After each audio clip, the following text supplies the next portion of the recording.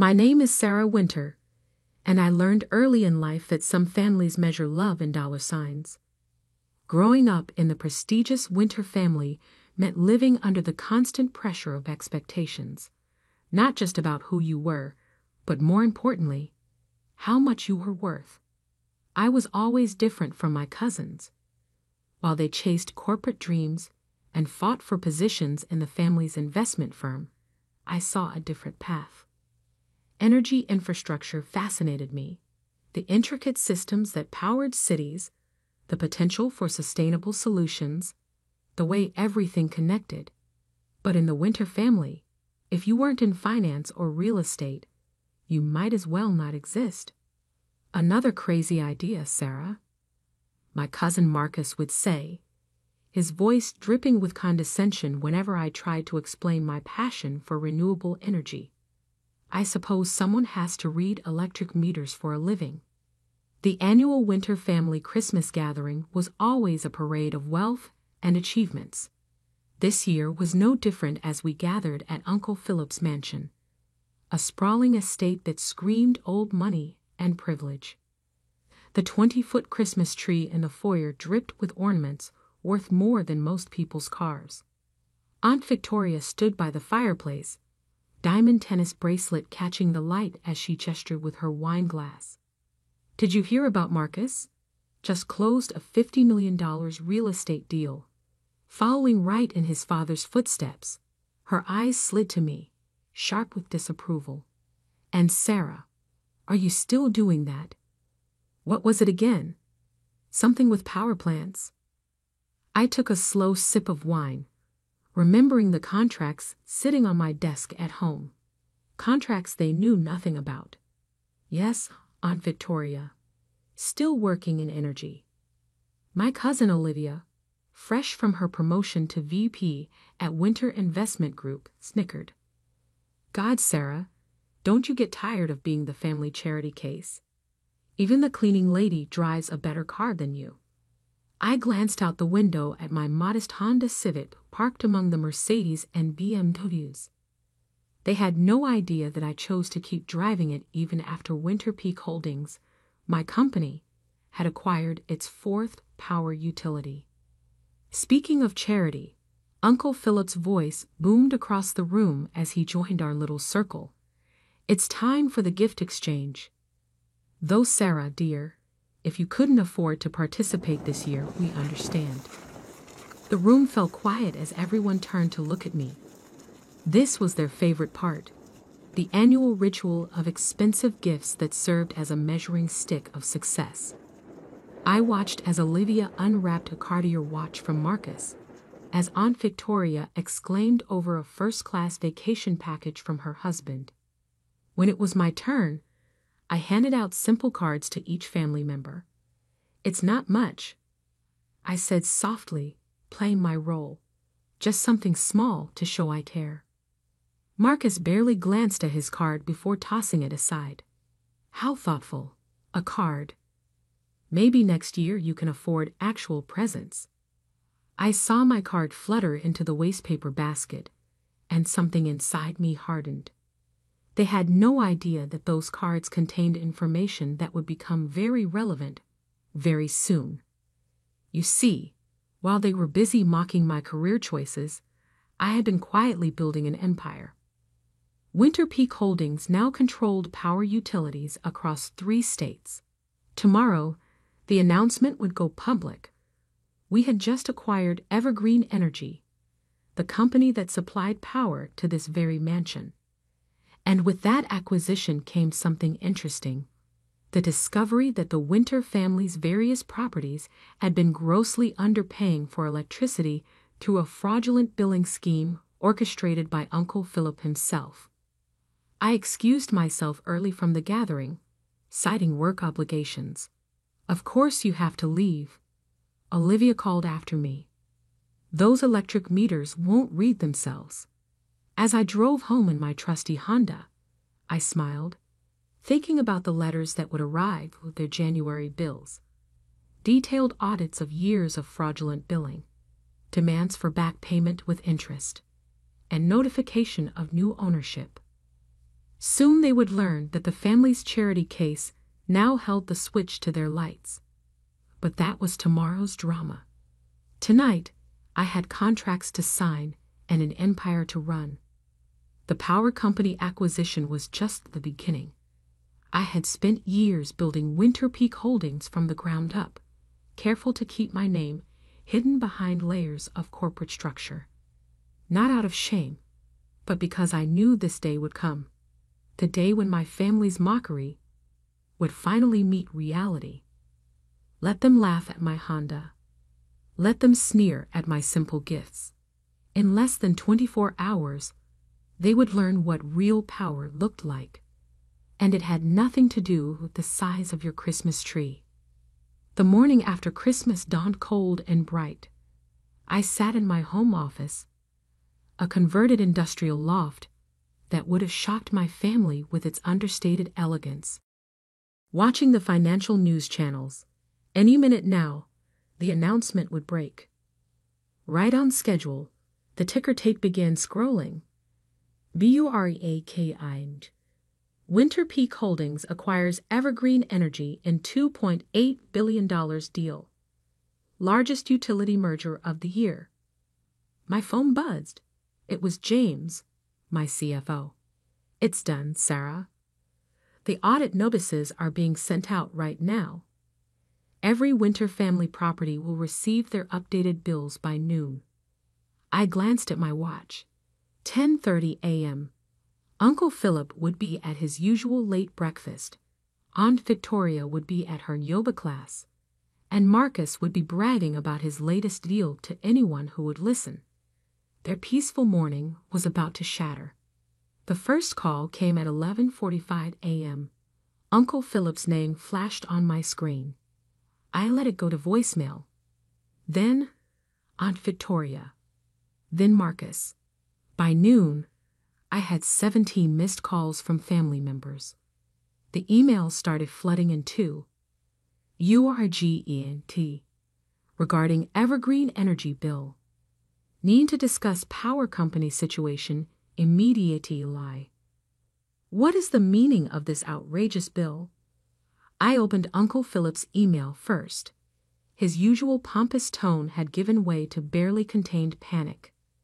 Sarah, there must be some mistake. We just received a bill from Evergreen Energy, now apparently Winter Peak Holdings, claiming we owe $847,000 in unpaid utilities and penalties. This is obviously an error. Call me immediately.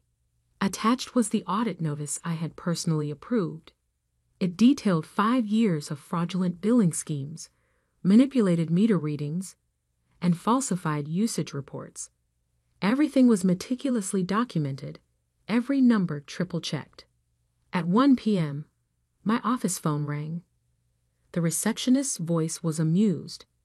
Ms. Winter, your cousin Marcus is in the lobby. He's quite insistent about seeing you.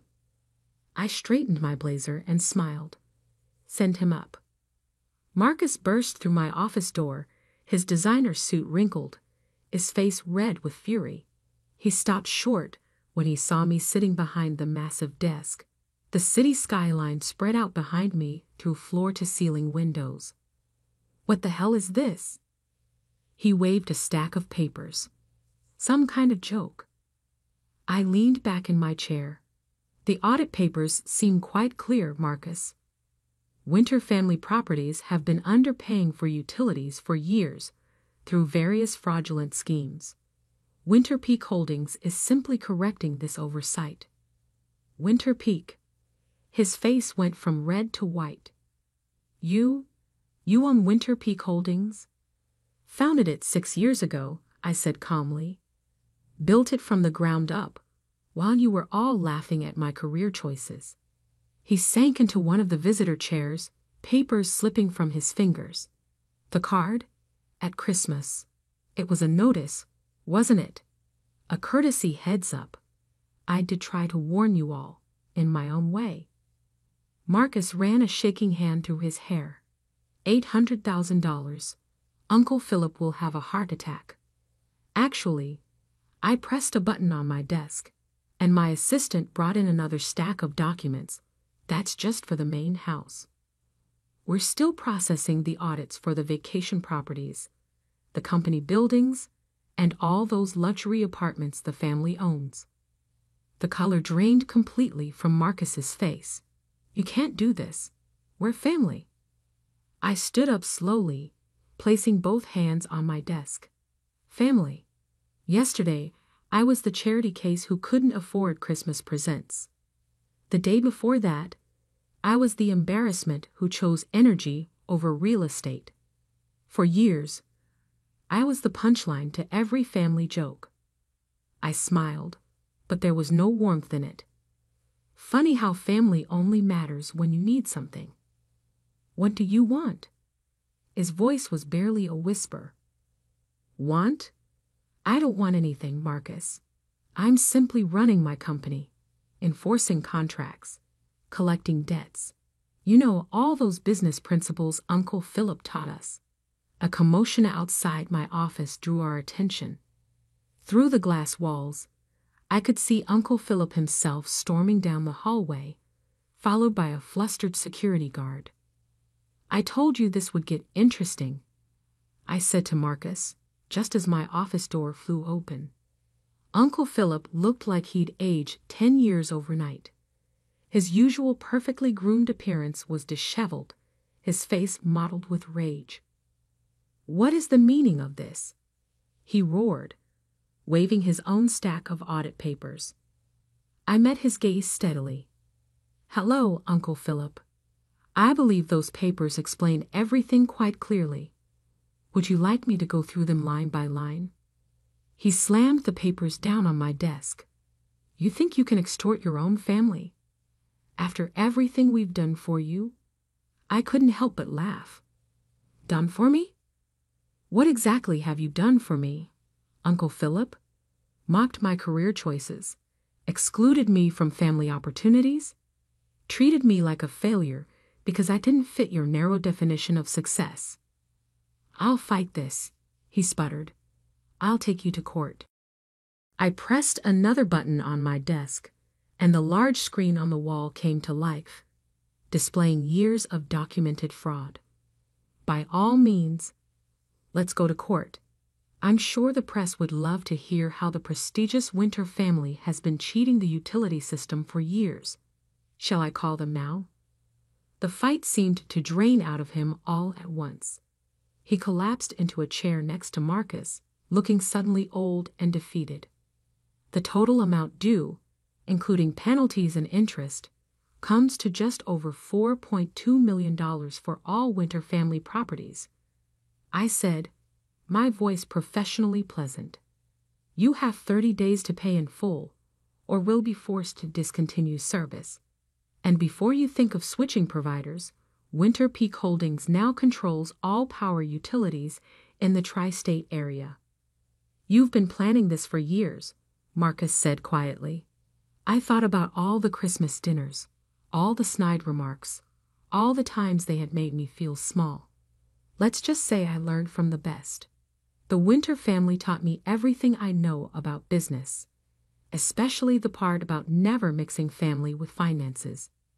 As they sat there, broken and humiliated, I remembered something else. Reaching into my desk drawer, I pulled out 2 envelopes. Your Christmas cards, I said, sliding them across the desk. The ones you threw away without reading. They contained advance notice of the acquisition and an offer for a payment plan at a reduced rate. But since you didn't bother to read them, I shrugged. The full amount is now due. Uncle Philip and Marcus stared at the envelopes, the final twist of the knife in their wounded pride. Now, I said, standing up, I have a board meeting to attend. My assistant will show you out. Happy holidays. As they shuffled out of my office, I heard Marcus mutter, She played us. All these years she played us. I smiled, turning to look out at my city. No, Marcus, I didn't play you. I just learned to play the game better than you ever did. But this was just the beginning. The real storm was yet to come, and I had a feeling the Winter family's new year was going to be very interesting indeed. The next few weeks were a symphony of chaos. The Winter family, once so proud and untouchable, was unraveling thread by thread. My assistant forwarded me an email chain she'd accidentally been copied on. The family was desperately trying to gather the money for the utility bills. Uncle Philip had already maxed out his credit lines. Marcus's real estate deals were largely leveraged paper wealth. Aunt Victoria's jewelry was being quietly appraised for sale. But the best part? They still hadn't realized the full scope of what was coming. I sat in my office, reviewing the latest reports when my phone buzzed. It was Olivia. "We need to talk," she said, her usual smugness replaced by barely controlled panic. "The Winter Investment Group's accounts. They're frozen." I smiled, spinning slowly in my chair to face the city skyline. "Oh, that's concerning. Don't play dumb, Sarah. This has you written all over it." She was right, of course. The utility audit had been just the opening move. While investigating the fraudulent billing, my team had uncovered something much bigger: years of financial mismanagement and questionable transactions at the Winter Investment Group. As a major utilities provider, I said calmly, Winter Peak Holdings has a legal obligation to report any suspected financial irregularities we discover during our audits. The SEC is very particular about these things. The silence on the other end was deafening. "You," Olivia's voice cracked, "you reported us to the SEC." "Not just the SEC. The audit findings have been shared with all relevant regulatory bodies. I believe the FBI's Financial Crimes Unit is particularly interested in some of Uncle Philip's creative accounting." Another call beeped through. Aunt Victoria. I put her on conference. "Sarah, darling." Her voice dripped with desperate sweetness. "We need to discuss this like family. Surely we can come to some arrangement." Family.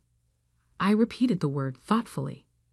Funny how that word only matters when you need something. Last Christmas, I was the embarrassment, the charity case. Remember?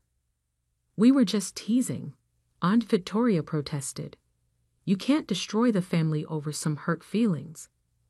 "I'm not destroying anything," I replied coolly. "I'm simply running my business and following the law. Isn't that what you all taught me? Business is business?" The next day, headlines exploded across financial news. Winter Investment Group under federal investigation. Winter family empire faces multiple fraud allegations. Winter Peak Holdings CEO uncovers multi-million-dollar utility fraud. By evening, my office lobby was filled with reporters. Everyone wanted to know how the quiet Winter cousin had built a power company empire right under her family's noses. How the supposed failure had become the one holding all the cards. I scheduled a press conference for the following morning. It was time to step fully into the light. The conference room was packed. Cameras flashed as I took the podium, dressed in a power suit that cost more than all the Christmas gifts my family had ever given me combined. "Good morning," I began, my voice clear and strong. "I'm Sarah Winter, CEO of Winter Peak Holdings. Today, I want to discuss our recent acquisition of Evergreen Energy and our commitment to corporate transparency and accountability." In the middle of my speech, I saw them slip into the back of the room: Uncle Philip, Aunt Victoria, Marcus, Olivia. Their faces were ashen as I detailed the fraud investigation, the SEC involvement, the complete restructuring of all Winter family business interests. After the conference, they cornered me in my office. "You've destroyed us," Uncle Philip said hoarsely. "The family name, The family name? I cut him off. The same name you said I was disgracing by working in energy? That name. What do you want? Marcus demanded. Name your price. I walked to my window, looking out at the city I now partially powered. I want you to understand something. Success isn't measured by how many people you can step on.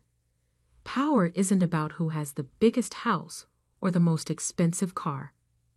I turned back to face them. Real power is about building something meaningful, something that lasts. While you were all playing rich family politics, I was creating an empire that actually matters. So this is your revenge, Olivia whispered.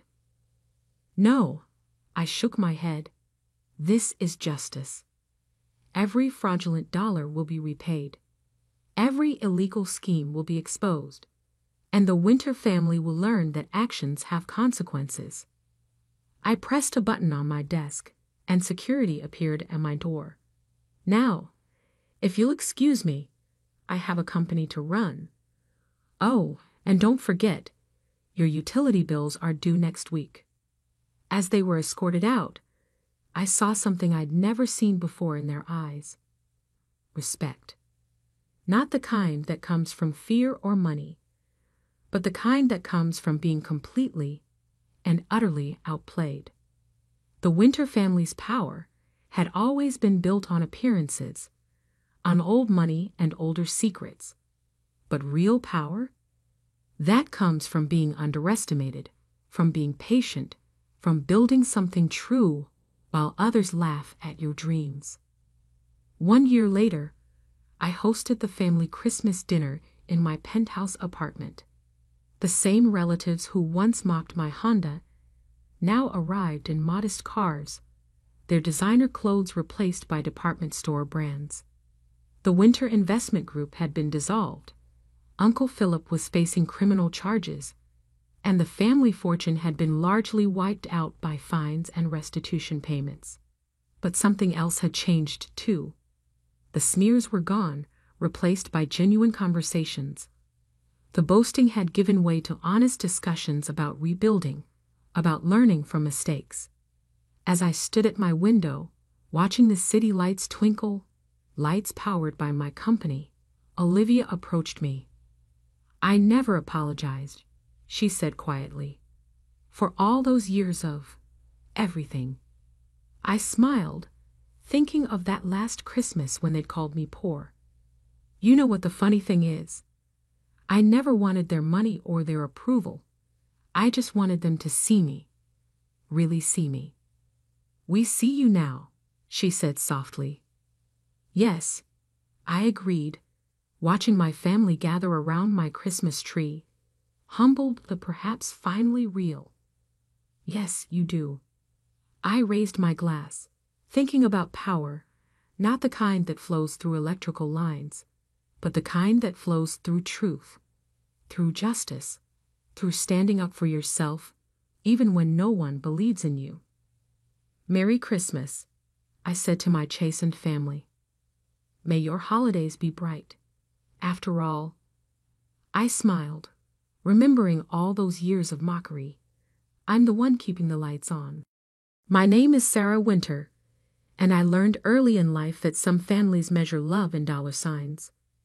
Growing up in the prestigious Winter family meant living under the constant pressure of expectations, not just about who you were, but more importantly, how much you were worth. I was always different from my cousins. While they chased corporate dreams and fought for positions in the family's investment firm, I saw a different path. Energy infrastructure fascinated me, the intricate systems that powered cities, the potential for sustainable solutions, the way everything connected. But in the Winter family, if you weren't in finance or real estate, you might as well not exist. Another crazy idea, Sarah, my cousin Marcus would say, his voice dripping with condescension whenever I tried to explain my passion for renewable energy. I suppose someone has to read electric meters for a living. The annual Winter family Christmas gathering was always a parade of wealth and achievements. This year was no different as we gathered at Uncle Philip's mansion, a sprawling estate that screamed old money and privilege. Hi, I'm Lauren, and I work from home. My husband Daniel and I got married 3 years ago when we were both 33. We really wanted to have kids, so we went to a doctor to see if there were any problems that might make it hard for us to have a baby. Luckily, the doctor said everything was fine, which was a relief. But even after waiting for a while, we still weren't able to get pregnant. Just when we were starting to feel hopeless, Daniel suddenly said, "We need to have a baby to carry on the family line." I felt a bit confused by what he meant. Daniel is usually a good husband, but he tends to listen to his mom a lot. I'm not a big fan of his mom, though. She always seems to like Daniel best, even though he has a younger sister. His sister didn't like this special treatment, so she moved out of the house early on. Daniel's job involves moving around a lot, but when we got married, he was working close to his parents' house. Before we tied the knot, he warned me that he might have to move for work. But I didn't mind. I believed that as long as we were together, I could adjust to living anywhere. However, when we found a place to live near his parents' house, my mother-in-law started showing up at our place a lot, especially on Daniel's days off and even when I was working from home. She always had something to criticize about how I did things like laundry or cleaning, which really bothered me. What's more, every time we saw each other, she'd pester us about having a grandchild, saying it had to be a boy, not a girl. Her constant presence made me feel stressed out. I tried telling Daniel about the problems with his mom, but he just keeps saying, "She's just trying to be friendly, Lauren." But it's not helpful when someone stresses you out instead of getting along with you. I used to admire Daniel's optimism, which I lack, and I thought we balanced each other well. But we can't seem to fix this issue. Finally, 6 months ago, Daniel got transferred for his job, so we moved away from his parents' place. Our new home is far from my parents' house, too. Unlike the rural area around my parents' place, Daniel's new workplace is in a busier area, kind of like a small city in Nebraska, with good transportation and facilities. Plus, it's less than an hour's drive from my parents' house. Moving relieved a lot of my stress. I could focus on my work, and life felt better. Then recently, I found out I was pregnant. Daniel and I were overjoyed. I'm a bit worried because I'm older, but we've been wanting this pregnancy for so long. When we told his parents, my mother-in-law immediately asked if it was a boy. Even though we didn't know the gender yet, she insisted it had to be a boy, but the baby turned out to be a girl. When my mother-in-law found out, she called me when Daniel wasn't around and said, "You're really useless. What did you marry into this family for?" I don't know if it was because of hormones or just feeling emotionally overwhelmed, but I couldn't stop crying. When Daniel came home and saw me, he got angry. When I told him what happened, he yelled, "Are you saying my mom did something wrong?" That just made me cry even more. Despite all this, Daniel still takes care of me and helps with the housework. So he's a good husband as long as his mom isn't involved. I safely delivered the baby and went back home a month later. Daniel picked me up, and on our way home, to my surprise, my mother-in-law was there. I didn't expect her to come to see her granddaughter, but she did. I had a bad feeling, but Daniel was oblivious and happily said, "My mom came to help." While he was busy with our daughter, my mother-in-law pulled out a box of cake from the fridge. "This is to celebrate your childbirth.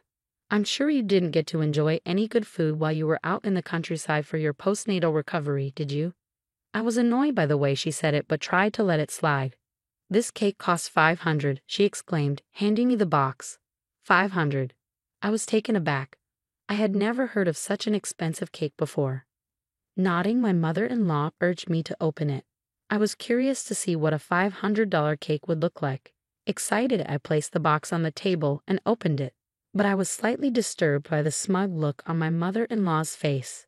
The cake that came out of the box was not what you would expect from a $500 cake. The whipped cream was dried out, and the fruits on top were clearly canned oranges. I wondered which bakery would sell such a poor quality cake for that much money. I usually love sweets and can enjoy any cake, regardless of its price, but this was the first time I felt such disappointment the moment I opened a cake box. However, the story with my mother-in-law's cake didn't end there.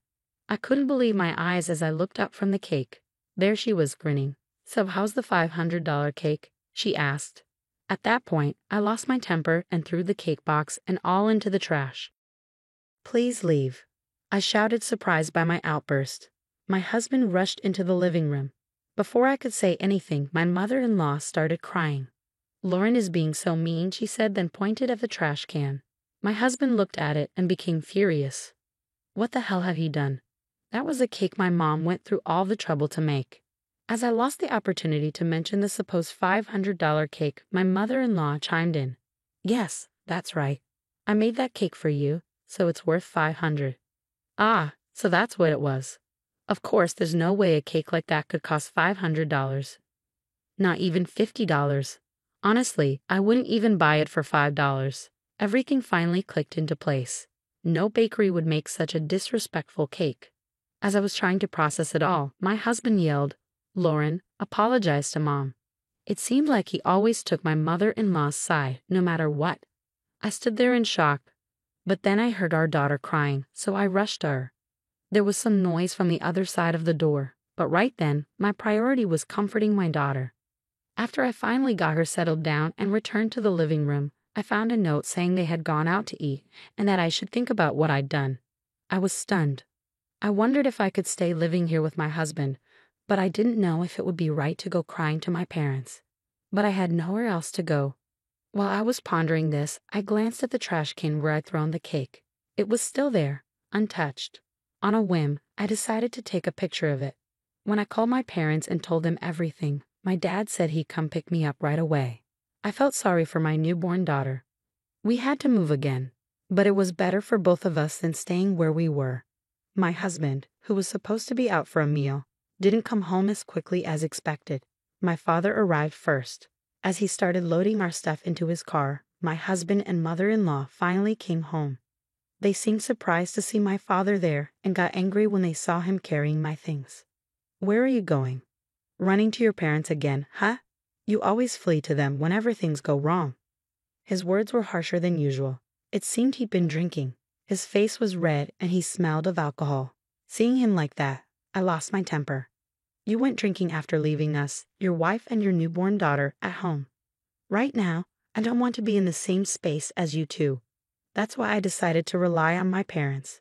Then my mother-in-law, who also smelled of alcohol, chimed in. Good riddance, a daughter-in-law like you is scary. Her comments always grated on my nerves. Fine, as you wish. I'll take my daughter and go. So please enjoy your time alone with my husband Daniel. When I said this, my husband looked confused, but I ignored him and got into my father's car. It seemed like my father was trying to keep his emotions in check and didn't intervene. The next day, my husband contacted me. Where are you? I woke up and was surprised to find you gone. All right, I had forgotten. Because he doesn't usually drink, but he tends to forget things when he does. I sighed. Don't you remember? You left your hungry wife and daughter at home to go out to eat with your mother, and then you came back drunk.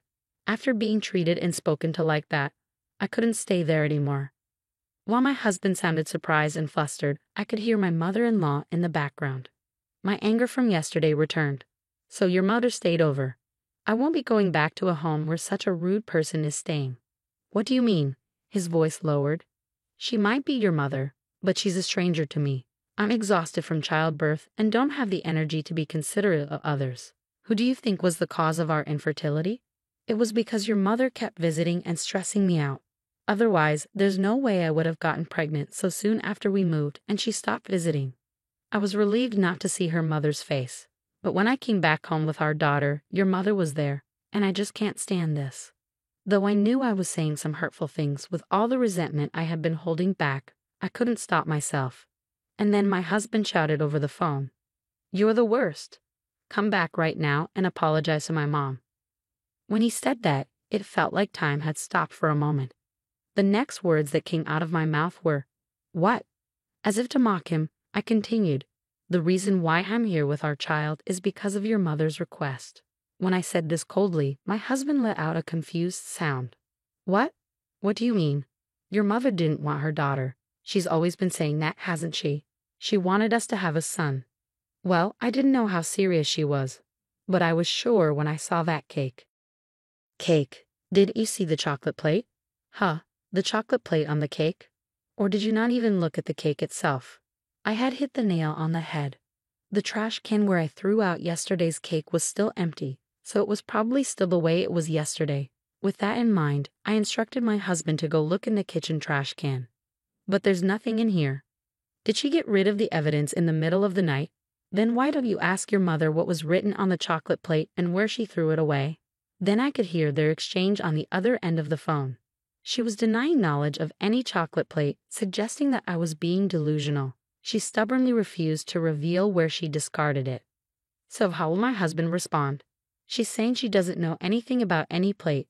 Even my husband sounded a bit hesitant. A bit weak, right? Wouldn't it be awful if Daniel saw that plate? Even if it's a lot of trouble, you got rid of it before he saw it, right?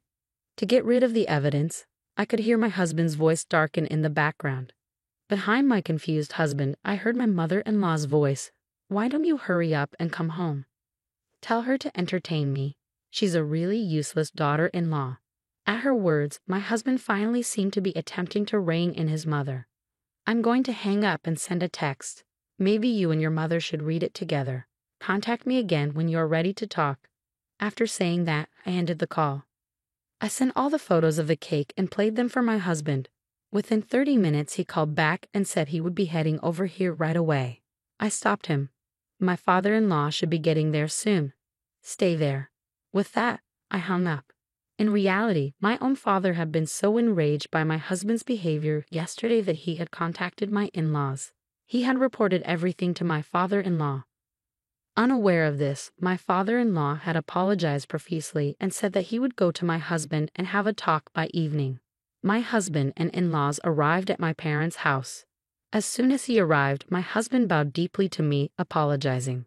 I don't know anything about what's been happening or what happened this time.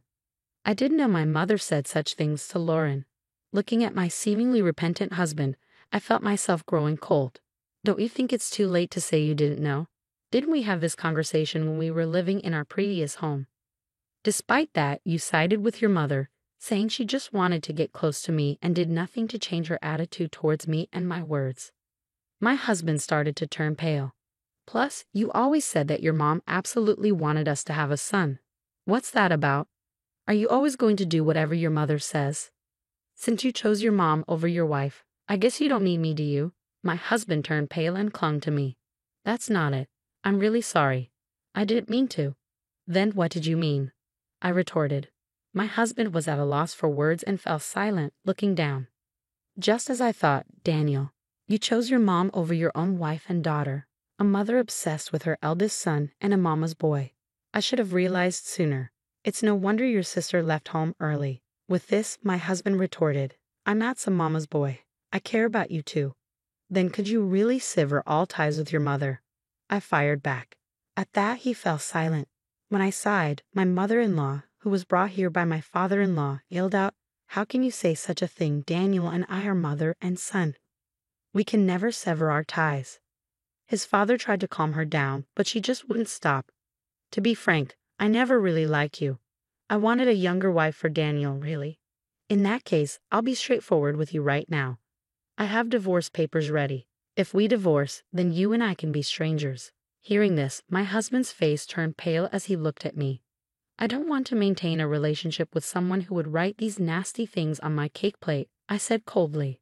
Saying this, I pulled out my phone and showed everyone the picture of the plate that read, Take your daughter and leave. Upon seeing this, his father, perhaps not having been fully informed, angrily shouted at his wife, turning blue in the face. What you did to your own daughter, you did it against her daughter-in-law. I was shocked to hear this. Apparently, his mother had once served a birthday cake to her daughter with the words, I don't need a daughter, written on it, leading to their estrangement. Just how much she must hate women. Perhaps she thought she could get more attention by excluding the women close to her. Indeed, her son, Daniel, was acting just as she expected. When I handed my husband the divorce papers, he started making excuses. We just had a child. We shouldn't be getting a divorce. My mom just went a little too far this time. She was just jealous of you. Try to understand. Is that what you came here to say? I thought for sure you were going to tell me you were severing ties with your mother and coming back home. I'm never returning to that house. Then my father-in-law, who had been silent and pale-faced, spoke up. Daniel, sign the divorce papers. I'm done with this family. When I get home, I'm divorcing your mother too. What? His mother spun around at these unexpected words. I've thought about it a few times before, but I thought it was too late for a divorce and that I just needed to be patient. But now that I see you doing the same thing to another woman, I've reached my limit. Sign our divorce paper and leave our house. Begrudgingly, my husband signed the divorce papers under his father's direction. As a consolation, I received around $10,000 from his father. At first I declined, but I accepted gratefully when he assured me it would be deducted from his wife's assets. My ex-in-laws really did get divorced, and his mother seemed to rely on Daniel. But he refused to take her in, blaming her for the circumstance. Indeed, the family fell out. His mother, who hadn't worked since they got married, lost all the money she received in the property division after investing it all in cryptocurrency, which someone had recommended to her as an easy way to make money. I received child support from Daniel every month, and now I'm raising our daughter with the help of my parents. I'm so happy to see our daughter growing up and doing great. I started when I found out the truth. It surprised me, and I felt thankful to my father-in-law. It also made me feel free. My name's Charlotte, born in April, with a name that reminds you of blooming flowers. It's been 45 years since then. I've spent my life taking care of my family as a wife and mom, enjoying every day. But there were troubles beyond my family. Back then, my family was all I needed for happiness. I met my husband, Joseph, at a club in college. We hit it off, started dating, and eventually got married. We have a son, but he works in the city and only comes home every 6 months. So it's mostly just Joseph and me now. We used to love going back to places we visited when we were dating.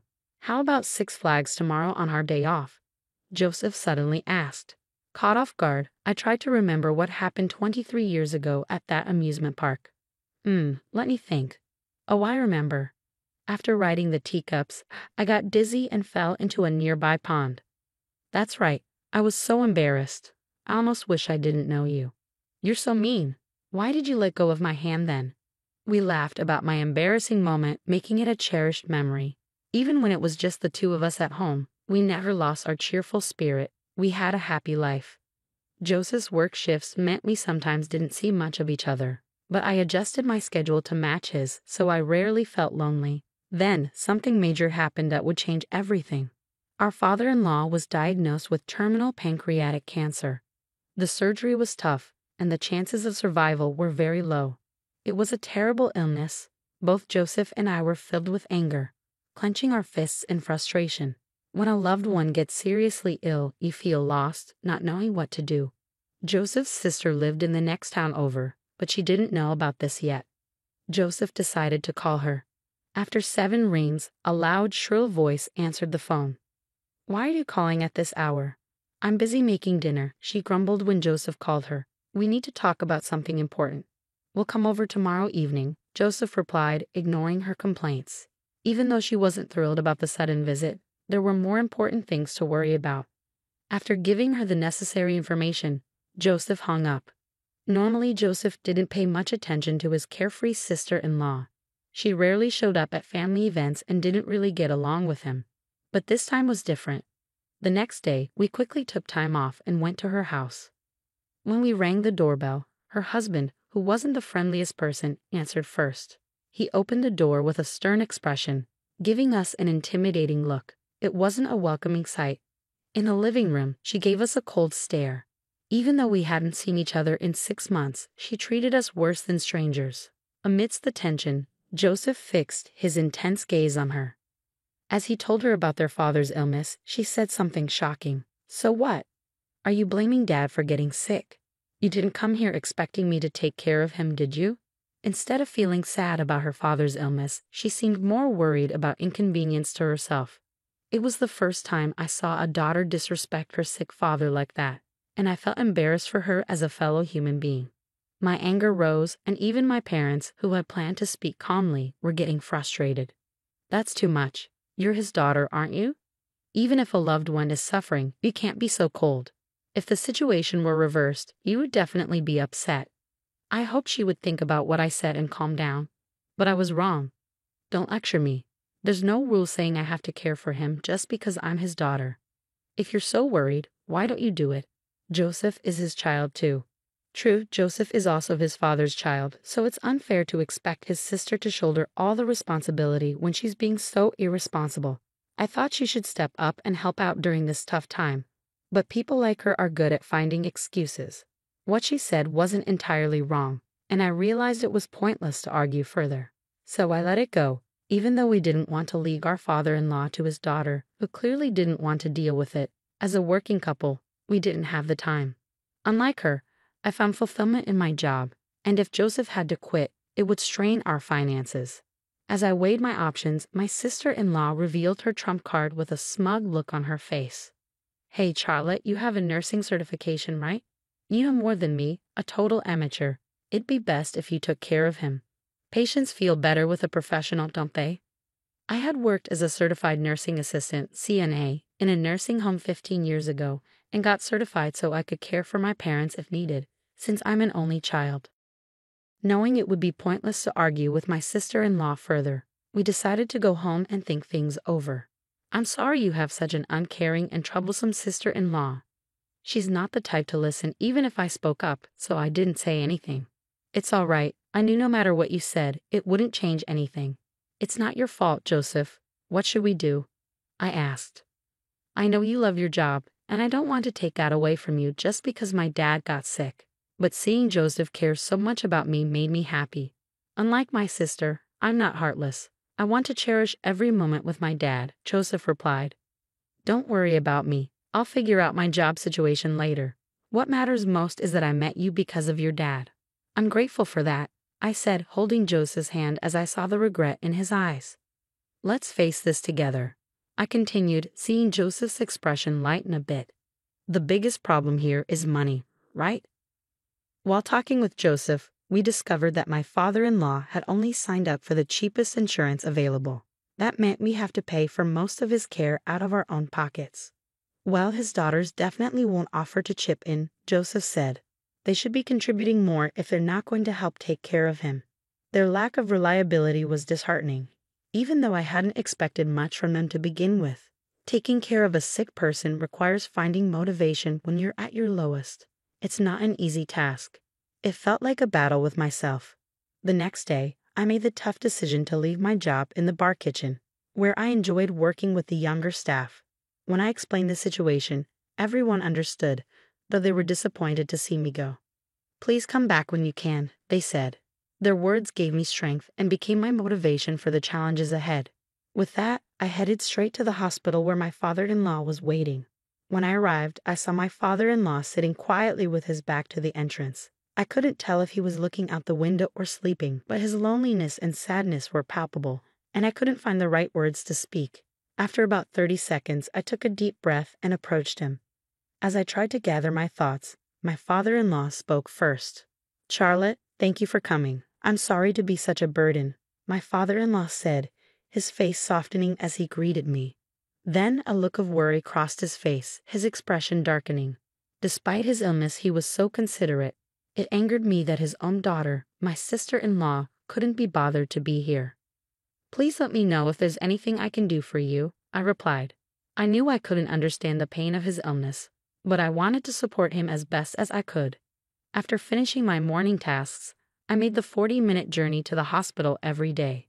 I used to drive to work, but now I took the bus to spend more time with my father-in-law, even if it meant less sleep. The bus rides were calming, giving me a brief break and some energy for the tough days ahead. As I watched my father-in-law's health decline, I poured my heart and energy into making him comfortable. The medical procedures, like IVs and medication, were necessary but complicated. Unlike a simple IV for a cold, he needed a catheter placed near his heart through surgery below his collarbone. It was distressing, but it was the best we could do since he wasn't a candidate for surgery. Try this, I said, handing him a Walkman. My father-in-law loved karaoke and used to practice daily, but his hospitalization had stopped that. I wanted him to keep his passion for music alive, so I loaded his favorite songs onto the Walkman as a gift. He put on the headphones and pressed play. Instantly, his face lit up with joy. I thought I wouldn't be able to listen to music anymore. Thank you so much. Now I have to win another karaoke competition when I get discharged, my father-in-law said with a smile. I felt a bit relieved. Despite the unfamiliar hospital environment and tough daily treatments, he never complained. In fact, he seemed more worried about me. Sorry for causing you trouble and expenses. I wish we had traveled more with you and Joseph. I've always wanted to go to that place, he said, showing me a picture on his phone. It was a field full of lavender flowers. Wow, that's beautiful, I exclaimed. This place used to be just a field, but now it's turned into such a beautiful spot because of urban development. Lavender is my favorite flower. My father-in-law's eyes sparkled. I wished for his recovery even more urgently. From then on, I decided to stop by a florist before going to the hospital for my father-in-law, who loved flowers. After you left, I felt lonely, but having flowers around changes things. I found myself talking to the flowers, and the nurses looked at me like I was strange. We shared a good laugh over this. 2 weeks later, a feeding tube was attached to my father-in-law, who had been eating normally until then. His body was visibly turning more yellow, and his voice calling my name lost its energy. I had to suppress my fear and act strong, which was tough. I hadn't expected him to become bedridden in just 2 weeks after the cancer diagnosis. The disease's severity weighed heavily on me. I wanted to say, "Stay strong, Dad," but I knew he would be the most frustrated. He probably didn't want to admit that he was weak and would blame his body for not cooperating. His occasional smile showing strength was a relief for me. I often excused myself to the restroom, unable to hold back my tears. After washing my face with cold water to calm down, I returned to his room.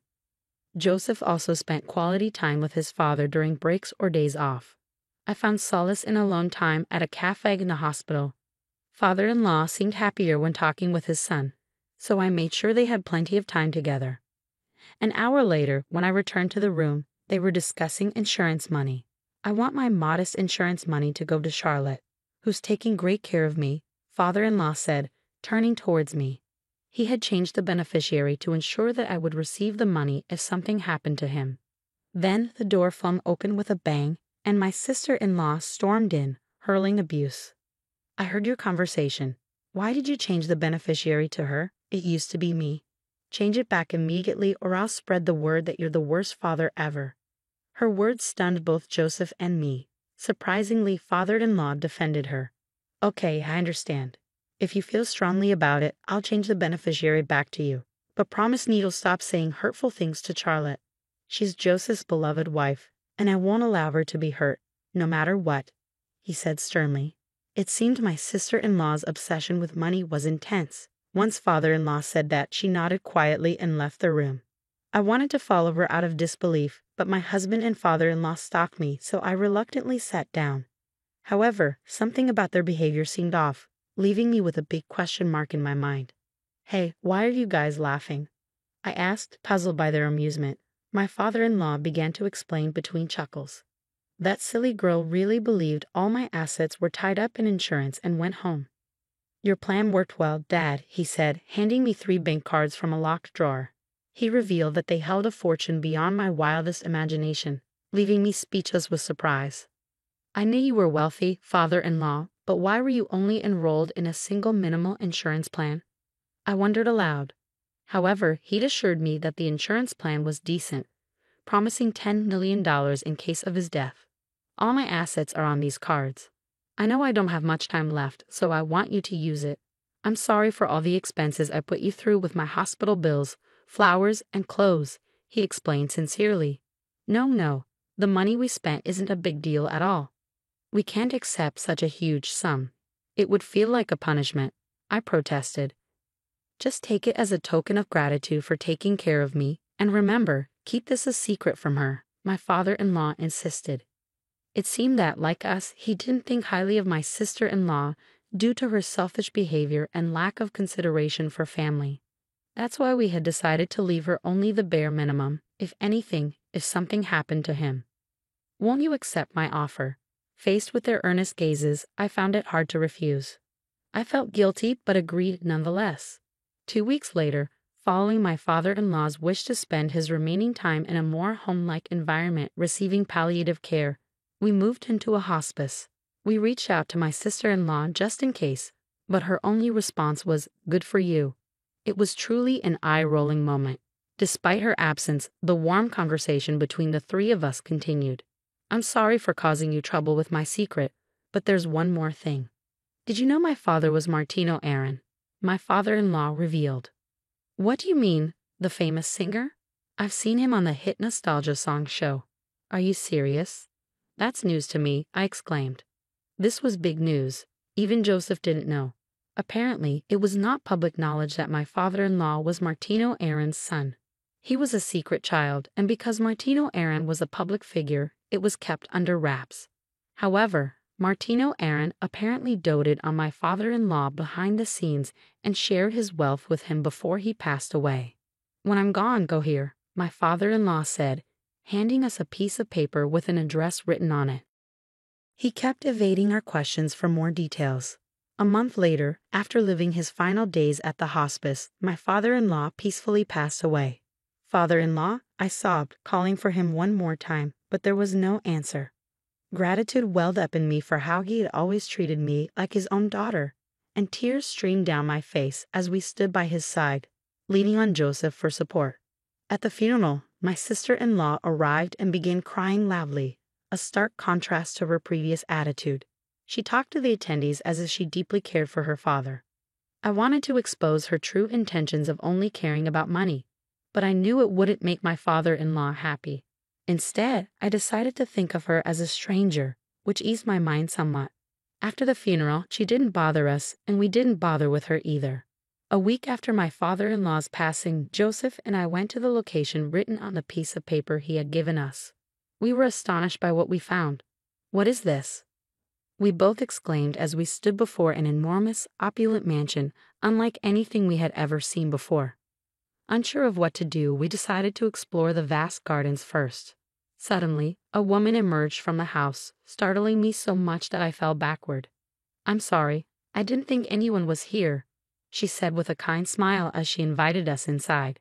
The interior was extravagant, with marble, diamonds, and ornate decorations. It felt like we had stepped into a dream. The woman guided us to a room with plush chairs where we sat down. As I tried to process the reality of the situation, she began to speak slowly. I've been the caretaker of this house. Your father owned it and used it to entertain his friends from time to time. Every time someone would visit, I would come to assist. But now, there's no longer a need for me to be here. Your father's final wish was to hand over the ownership of this house to you, Joseph and Charlotte. After saying this, she handed us a set of keys, a map of the house, and a notebook detailing the location of various valuables. I'm glad to have met the people your father treasured the most. I wish you happiness, she said before leaving. After 2 hours of exploring, we found a letter from my father-in-law in a desk drawer in the study. It stated that we could live in or sell the house as we wished. We couldn't express our gratitude to him enough for leaving us not only a fortune, but also this grand mansion. With him no longer with us, all we could do was continue living in this world for his sake. The following month, we decided to visit a hotel that my father-in-law had wanted to go to for 15 years. On the way there, we played his favorite music and talked to a photo of him. Father-in-law, we're finally going on a trip together. Let's have a blast today, I said suddenly, and a leaf fell and stuck to our car window, shaking lightly. It felt like father-in-law had answered us, which made me happy. 3 hours later, we arrived at the historic hotel he had spoken of. Nestled in a quiet spot surrounded by peaceful nature, photos of several past presidents adorned the walls, adding to its recognition and importance. After we were shown to our spacious room, we sat down on the sofa, enjoying the welcome drinks and fresh fruits. It's been a while since we've been able to enjoy a leisurely trip like this, Joseph remarked. Yeah, well, Dad's with us today, I replied. It had been a while since Joseph and I shared a meaningful glance, and I couldn't help but feel a bit embarrassed. After indulging in the spa and exploring the hotel, it was finally time for the meal we had eagerly awaited since we had ordered for 3. The room service staff, upon delivering our meal, was quite surprised when we explained the situation. They nodded in understanding with a kind smile. After reminiscing about my father-in-law for a while, they even offered us a complimentary bottle of wine. This is delicious, just like Dad would say, I exclaimed. I wasn't used to drinking much, so I got a bit tipsy that day, and my memory became a bit hazy. However, Joseph, who had a higher tolerance for alcohol, remembered my actions and recounted them to me the next morning. Last night, you kept caressing Dad's picture and saying, I love you. You've said that to me only a few times. I felt a bit jealous of Dad, he said, laughing. As we drove along a different route than the day before, we shared this humorous anecdote. Then suddenly, we spotted it. Lavender blooming as far as the eye could see. There was no mistaking it. This was the place my father-in-law had shown us in the photo. Embraced by the gentle beauty of the lavender, I felt invigorated, no longer trapped in sadness, but eager to face forward. Dad told me once that Mom used to gaze at the lavender a lot before she passed away, Joseph shared. Realizing that my father-in-law had brought us here out of love for his wife touched my heart deeply. Since then, we've started bringing lavender to the grave. It has become a precious flower for our family, warming our hearts and spirits. Once we return to our normal lives, we begin spending our weekends in the luxurious house my father-in-law left us. Thanks to this, every week felt like a vacation. My love for Joseph deepened and my gratitude to my father-in-law overflowed. I can't count how many times tears of joy soaked my clothes. Fast forward a month later, it was a weekday around 7 p.m. After Joseph came home and took a bath, I was preparing dinner when the doorbell rang. When I checked the monitor, I saw my sister-in-law. She rarely comes to our house. I wanted to pretend we weren't home, but with Joseph's car in the driveway and the lights on, that wasn't possible. As I hesitated, my impatient sister-in-law began pounding on the door. Worried about the neighbors noticing, I quickly turned off the stove and hurried to the door. As soon as I opened it, she started yelling before the door fully closed. Where the hell are you two? On the weekend. It seemed she had come to our house over the weekend, but Joseph and I weren't there. I couldn't tell her why, so I remained silent as she glared at me threateningly. All right, come this way, I said, leading her to the living room. I didn't want her lingering at the front door, so I intended to let Joseph handle her. Just then, Joseph, fresh from his bath, appeared at the entrance, and I sighed in relief. What brings you here around dinner time? Joseph asked straightforwardly. As I watched them, he led her to the living room, and the conversation continued. I came to light incense for Dad at the family altar over the weekend, but you two were nowhere to be found, she said self-righteously. Her tone still irked me. Then, out of the blue, Joseph dropped the bombshell. I actually spent my weekend dating Charlotte, trying to pass on all the love that Dad gave me. Sorry if this doesn't sit well with you. A sister who has to deal with her husband being lovey-dovey with another woman, Joseph said. My voice and sister-in-law's overlapped in shock. What? She exclaimed. Sister-in-law was visibly shaken by this unexpected revelation. There's no way. What are you talking about? There's no way he could be interested in any other woman but me, sister-in-law protested. Immediately after, Joseph took out his mobile phone from his pocket and showed a picture to sister-in-law. Curiosity piqued, I peeked at the photo, and sure enough, it was sister-in-law's husband arm in arm with another woman. Sister-in-law's fury and sadness reached the peak, and she seemed to stop caring about me and Joseph. As soon as she got the picture forwarded from Joseph, she stormed off. The next day and the day after, when I asked Joseph, who didn't talk about sister-in-law, what happened to the couple, he said he didn't know because he had blocked sister-in-law's contact. I don't consider her a sibling anymore. All I want is to live a peaceful daily life with you, Joseph said. Fast forward a month later, while out shopping with Joseph as usual, we bumped into a neighbor from where sister-in-law lived. Apparently, the sister-in-law couple was in the midst of divorce discussions, with the husband completely out of love with sister-in-law and a reluctant sister-in-law still not wanting to split despite the infidelity. As much as it sounds like a tough situation, I've decided to stop worrying about sister-in-law and just focus on living my own life. As long as I have Joseph, I have nothing to fear. Father-in-law always used to say the key to happiness is to laugh a lot and think out loud. I'm going to go back to my old job soon, but I plan on adhering to father-in-law's advice and enjoying life to the fullest, even for father-in-law's sake. Joseph and I both love to sing, and we've promised to participate in a karaoke competition together. Our goal: to make it to the same podium that father-in-law did, to reach the top as we let our singing voices resonate towards the heavens. My family and I are super close. We love spending time together, especially going on vacations. We try to go on trips together 2 or 3 times a year. Even if someone can't come with us, We always bring back a souvenir for them to feel like they were there with us. I'm Jenny, I'm 27, and I live with my family. My dad's often busy with work, so he's away a lot. My sister's married and moved out, so it's usually just me, my mom, and my grandfather at home. Lately, my sister hasn't been herself. Even when she visits, she seems sad. Are you okay, sis? You don't seem yourself lately. Yeah, I'm fine, really. I've noticed you're not smiling much. Is everything okay with your in-laws? Yeah, everything's fine. Stop asking weird questions. My sister got really defensive and upset. She went to her in-laws' house that day, but she didn't seem happy about it. After a few days, she came back looking really scared. What's wrong, sis? You look really scared. I'm not scared, but you're shaking. What happened? Oh, it's nothing. I'm just a bit cold. I was worried seeing my sister like this. Soon after, someone knocked on our door. It was Sean, my sister's husband. Hey, there you are. We were worried about you. Oh, Sean.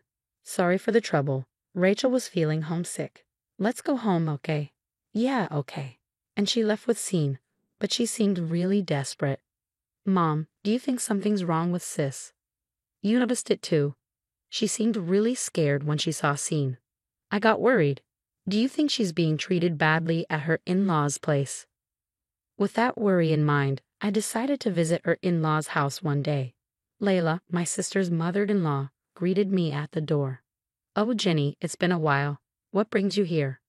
Well, my sister's been acting strange, so I wanted to make sure everything's okay here. Everything's fine, really. Nothing out of the ordinary. If you say so. As we were talking by the entrance, we heard a loud noise coming from the living room. Oh no, what's going on? What's that noise? I'm not sure. Look, I'm really busy today. You should probably go back. Wait, why won't you let me in? You're already in the doorway, aren't you? That's not what I meant. Layla wouldn't let me inside the house. I was turned away and couldn't check on my sister. But a few days later, something terrible happened. My sister came home crying. Oh, sis, what's happened? Are you all right? What's wrong? She just cried and couldn't tell me. But when I looked closer, I saw bruises on her body. It seemed like Layla and Sean had hurt her. This is terrible. How could they do this? I held my sister tight as we cried together, but she seemed to have something even more worrying on her mind. The baby. Our baby. My sister already has a baby, but the little one is just a tiny infant who can't do much on their own. She came home, but there was no sign of the baby with her. Sis, where's the baby? What happened? Through her tears, she told me, they hurt our baby. What do you mean? What did they do? I've been putting up with it for so long. Sean's been abusive, my mother-in-law's been harassing me. But when I tried to stand up for myself, they threatened the baby. That's awful. She was trying to protect the baby. I tried to endure as much as I could, but my sister's voice trembled and she couldn't continue. Just then, Grandpa walked in. What's going on? What happened? Through tears, my sister explained everything to Grandpa. Was all Grandpa said, but then he quickly made a phone call. Who are you calling? I asked, but Grandpa didn't answer. He just said, we're going to their house. So with Mom, my sister, and me in tow, Grandpa drove us to the in-laws' house. After about a 10-minute drive, we arrived. What's happening? What a surprise to see the whole family here. Layla greeted us, acting like she didn't know anything. I've heard that you hurt my granddaughter and even my great-grandchild. Grandpa said calmly, but Layla just laughed. So what? It's not a big deal. And besides, it's all her fault. She pointed at my sister. I wondered what she could possibly be blaming my sister for. She told Sean to cut back on eating sausages because they're high in purine, and he was eating them almost every day. What's the problem with him eating what he wants? My sister was just worried about her husband's health. And you hurt my granddaughter over something like that. You're making a big deal out of nothing. It's ridiculous for you to bring your whole family here over this. Are you all fools? Layla laughed without any shame. Grandpa stayed quiet, but the furrowed lines on his forehead showed he was angry. Then my sister's husband, Sean, showed up. Hey, Rachel, you're back. Did you go to your parents' place again? I was worried about you, he said, not looking worried at all. So why is the whole family here? We're here to confront you. Huh? Confront Mom. What's this old man talking about? I don't know, maybe he's losing his mind. Layla and Scene laughed, and even Grandpa started to laugh. What the heck are you all laughing at? I was just thinking about what's going to happen to you too. It should be any minute now. What do you mean arrive? As soon as Grandpa finished talking, cars started pulling up one after another and parking in front of my in-laws' house. What's going on? People started getting out of the cars, one by one, surrounding the house. There were about 30 people, and I recognized most of them. They were all my relatives. What in the world? Who are all these people? Why are there so many? They're my family. They all came because they heard my granddaughter was mistreated. What? They're crowding our house like this. It's annoying. Well then, let's go inside your house. With that, Grandpa led our relatives inside. Hey, don't just barge in like that. We followed Grandpa inside, and in the living room, my sister's baby was crying. Oh no, his face is all swollen. My sister hurriedly picked up the baby. Could it be they've been hurting the baby since my sister left? That's a serious problem. Did you really hurt such a small child? That's not it. It was unavoidable. We didn't want to do this. Layla claimed that the baby wouldn't stop crying, so they had to hit him. You don't hit a child just because they're crying. Layla and Scene are wrong. I can't forgive this. How dare you do this to my family? Some of our relatives are police officers, so we can press assault charges, Grandpa said angrily. But wait, isn't this a civil matter if it's between family members? Not necessarily, especially if there's evidence of assault. Grandpa confirmed with the relatives, and they agreed. After what they did to my sister and the baby, I won't be satisfied until they're taken away by the police. I insisted, but Layla and Scene kept making weak excuses. We don't need to make a big deal out of this. We just need to make sure it doesn't happen again.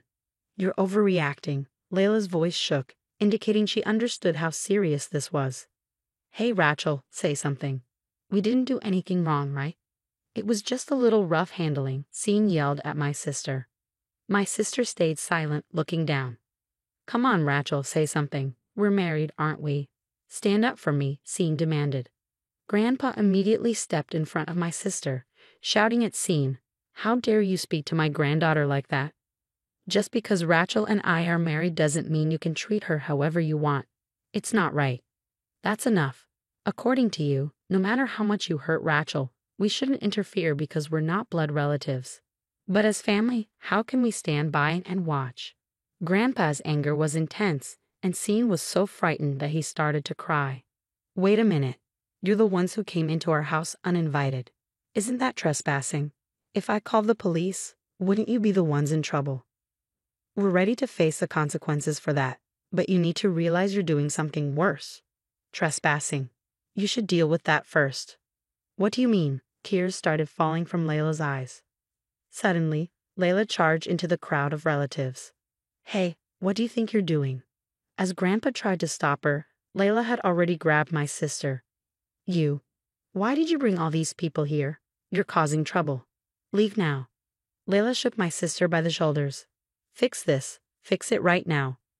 Stop it. Let her go. Grandpa forcefully pulled Layla away. Wow, throwing around a fragile woman like that. How cruel.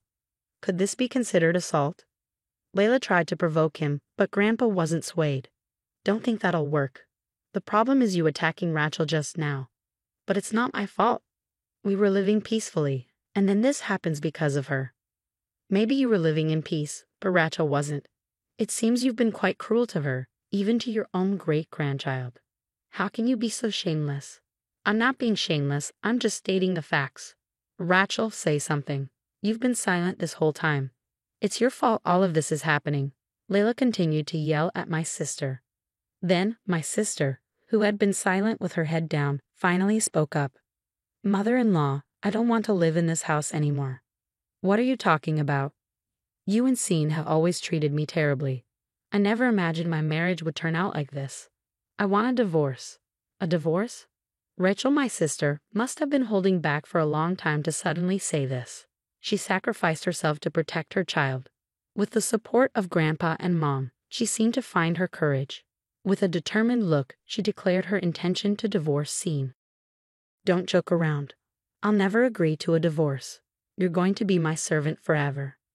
No way. I'm not your tool. I won't let you control me.